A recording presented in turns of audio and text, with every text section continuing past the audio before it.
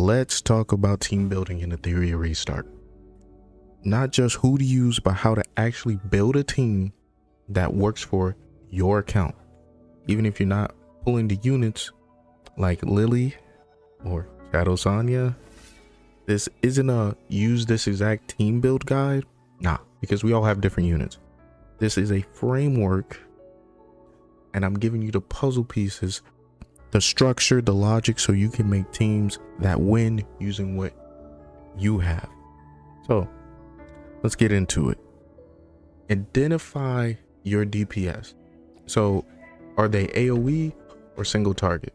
Quick examples: Shonda is AoE, Rosa is single target. Are they light dark units? Messiah, Yeli, units like that? Or are they these type of units, the blues, the reds, the greens? These units are way less versatile than a light dark unit. You can't use them in all content. There's specific conditions in each fight that will allow you not to use Shonda in every fight. Not that versatile. But we're going to get into some reasons why some light dark units aren't versatile in some fights either. They're rare and powerful to light dark units, so just keep that in mind. Step 2, you don't need 3 DPSs at the start of the game. I know you kind of want to just blaze through everything, but you kind of want to build a little bit smarter than that. I would build 1 strong DPS. Shonda is a great example of that. She can just stack up buffs to the perfect height and then explode on people over and over again. It's amazing. I would be backed by a utility unit, sustain, and control. A great example of a cheap utility unit you can build is Kachi the Guard, because they can give you this immunity that can make fights a whole lot easier when you're not getting debuff. So let's get into some more specifics. Build sustains, not healers. Healers are like Valeria. She's a sustain. She can get you alive. She can keep you alive the first part of the fight using a shield, her invincibility, her heal EQ, and give you a buff that you don't already have. It's random, so don't think you're going to get the same one every time. Now, you can cleanse people using Ling Lo and units like her, or put immunity on yourself that can be stripped, by the way. People can dispel that and really get rid of attack downs, defense downs, things that can destroy your team in a fight.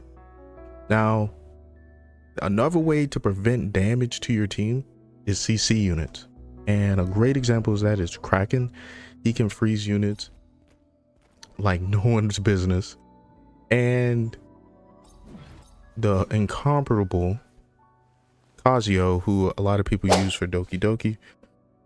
Now, they can disable enemies and stop dangerous turns like the big supernova turn, not from bosses, but their little side pieces that they have on the peripherals, and help against bosses with like wild patterns, like, because it's random.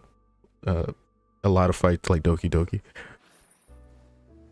I would think of CC as like your second line of defense, or like a good slot or flex piece you can put in a fight that you really having trouble with some of the add-ons. Now, buffers and debuffers, they're pretty underrated because dispellers really help them a lot, because dispellers are the key piece to get people to their immunity stripped off. So like Aurora's immunity is a really big and important thing to strip off of people, and then you can start debuffing her continuously. So with speed buff, defense downs, attack downs, these can really help people for a lot of content, because it's really hard to win with all these debuffs on your characters. I will reiterate. All right, step 6, speed tuning is real. Your turn order usually needs to be like dispeller, buffer, debuffer, CC, DPS.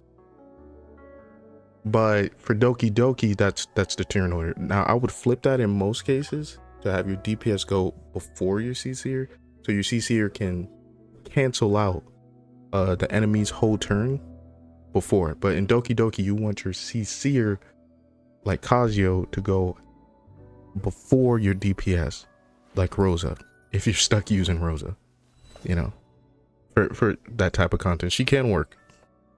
Boss specific builds, don't try to make one team to be everything. I would try like a more linear approach to your team building and your boss fighting. Build teams for specifics like Doki Doki, Nico Nana, things like that. Beat those consistently and farm the best gear. Then branch out and try to do everything early. Will thin your resources out and you'll get stuck and in the state I call brick. And once you brick your account, you're just gonna be stuck doing things to unbrick it. Now the advanced part of team building is dots, because dots are committal. You have to commit to Shadow Sonya, you have to commit to Fengus, because they operate on a totally different timing than any other unit in the game. Their dots stack on top of each other, especially if Shadow Sonya extends them with Thornscape. Then she can detonate those dots. And everybody knows if there's a dot detonation and a bunch of ways to get dots on a character, that is broken in any game. So if you have Shadow Sonya, I would build around actually going away from Doki Doki. Sound crazy, but and fight Terra Matan and build my team to fight Terra Matan and get those modules, and I'll still be pretty strong going into some of the other higher levels of the game. I wouldn't use Shadow Sonya for Doki Doki. You can't use it for Aurora because you can't put debuffs on her. Dots on her. She's very specific, but what she does do good at, it is. Now let's get into like the specifics of the team. I would go Shadow Sonya. Now if you have an Obu, he kind of fits in here, like going first. I would go Fengus going before Shadow Sonya. Put that dot on him. Then Shadow Sonya comes in, puts her skill 2 on him, right? To extend the debuff duration. Fengus ults again using the Codex of Magic. And then Shadow Sonya extends those debuffs again. Fengus does a little single target attack. And then boom, Shadow Sonya explodes. So that's about 3 turns. She explodes the dots and Terra Matan should be down. If not, or very close to death. He would be very close to death. And then you can kind of work out some of the specifics on why things are not working after that, like effect accuracy. Which, like I said, your debuffers, your CCers, and your dot teams are gonna all need effect accuracy. So farming modules to get those on multiple units, because if you don't want to switch them out all the time, because that can get tiring, I would build units one at a time and just build them up, give them their own shells, give them their own units. Don't even switch them, so you don't have to go back to it. And the final tips, okay, focus on beating content, not copying teams. Build with intention, not FOMO. And if you don't have Lily, that's fine. Understand mechanics and you'll still win. Team building isn't what's strong. It's not exactly what's strong. It's figuring out what synergizes and works together. Any questions you can write in the comments and I will answer them, because I love helping people. So stay lit, my fellow Illuminaries, and I hope your journey on Etheria Restart is going great.